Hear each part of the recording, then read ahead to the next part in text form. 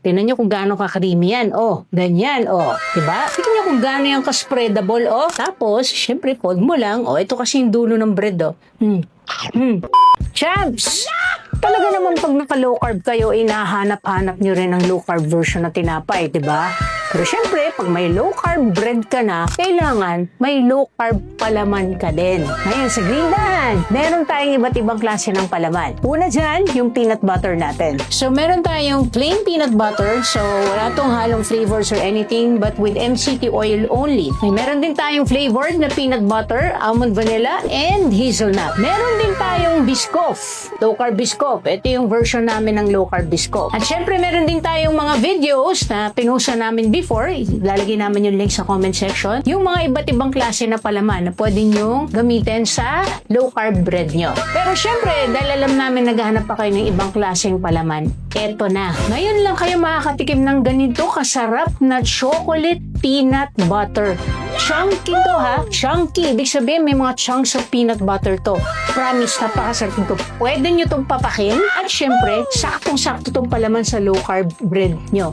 Gusto nyo malaman? Ha? Wait lang. Ganito kasi yan. Ito ang itsura niyan. Oh, tingnan nyo kung gaano ka-creamy yan. Oh, ganyan. Oh, diba? Oh, yan yung mga chunks ng peanut butter. Tapos, ano ba, simpleng ano lang yan. Simpleng palamanan lang yan. Sige, dito na natin lagay. Yan, oh. Tingnan nyo kung gaano kuha pa ako. Ay, sorry. Kuha pa ako. Tingnan nyo kung gaano yung ka-spreadable, oh. Oh, diba? Suabe, diba? Daig pa si Bong Navarro.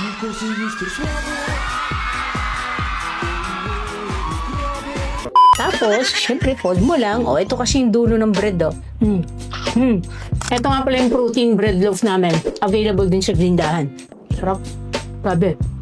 Parang siyang, imported na chocolate peanut butter. Kakaiba to. Ang sarap. Pero alam nyo, yung ginagawa namin to, pinapapakutin. Ito, tinan nyo. Grabe, oh. Sarap papakin nito.